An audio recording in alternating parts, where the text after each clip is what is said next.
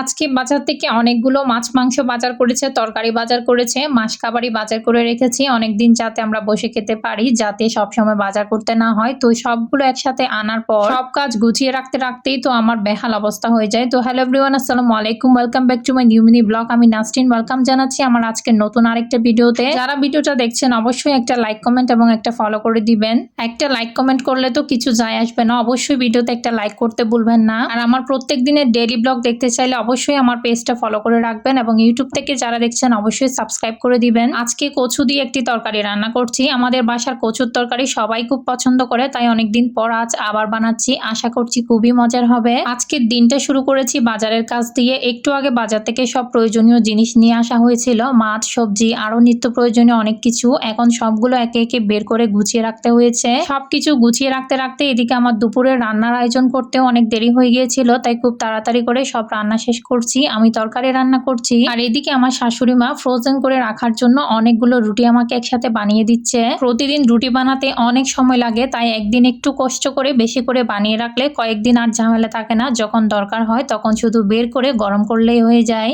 যারা চাকরি করেন বা ব্যস্ত থাকেন তাদের জন্য এটা খুবই সুবিধাজনক। আজকে মূলত রান্না, বাজার গোছানো আর আগামী কয়েকদিনের প্রস্তুতির কাজই করছি।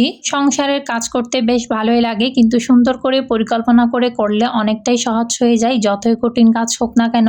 আপনারা আজ সারাদিন কি কি কাজ করেছেন অবশ্যই কমেন্টে জানাবেন। আপনাদের মন্তব্য পড়তে আমার কিন্তু খুবই ভালো লাগে। আজ তরকারি রান্না করেছি কচু এবং মাছ হিসেবে রান্না করছি চিংড়ি মাছ দিয়ে করলা। অনেকে করলা খেতে পছন্দ করেন না, কিন্তু চিংড়ি দিয়ে রান্না করলে এর স্বাদ একেবারে অন্যরকম হয়। তাই ভাবলাম আজ এই রান্নাটাই করি। রান্না করতে করতে আপনাদেরও দেখাচ্ছি। আপনারা যদি এভাবে রান্না করে থাকেন তাহলে সেটা অবশ্যই কমেন্টে জানাতে ভুলবেন না। আমি একটু চিংড়ি মাছে মরিচ বেশি দিই। মরিচ বেশি হলে একটু যদি মরিচ ঝাল ঝাল হয় সেই চিংড়ি মাছটা খেতে আমার অনেক বেশি ভালো লাগে। কেন জানি চিংড়ি মাছে মরিচ একটু বেশি না হলে সেই চিংড়ি মাছ খেতে আমার একদমই পছন্দ হয় না। এদিকে করলাগুলো আমি সুন্দর স্লাইস করে কেটে নিয়েছি চিংড়ি মাছে দেওয়ার জন্য। চিংড়ি মাছ দিয়ে করলা রান্না করলে চিংড়ি মাছের থেকে করলাগুলোই যেন আমার বেশি ভালো লাগে। চিংড়ি মাছের সাথে যেটাই দেওয়া হোক না কেন, চিংড়ি মাছের সাথে যদি করলা দেন, আলু দেন অথবা পটল দেন, সেটাই অনেক বেশি মজা হয়ে যায়। তখন আসলে বলতে গেলে চিংড়ি মাছটাই খেতে ইচ্ছে করে না, চিংড়ি মাছের সাথে দেওয়া তরকারিটাই খেতে বেশি ইচ্ছে করে। এদিকে আমার রান্নাটা দেখতে লোভনীয় লাগলে আপনারাও কিন্তু অবশ্যই এটা করে খেয়ে নিবেন, দেখবেন অনেক বেশি মজার হয়। এদিকে রান্নাটা বসিয়ে দিয়ে আমি বাজার থেকে আনা মাছগুলো বের করছি। এগুলো এখন কেটে পরিষ্কার করে ধুয়ে ভাগ ভাগ করে রাখবো।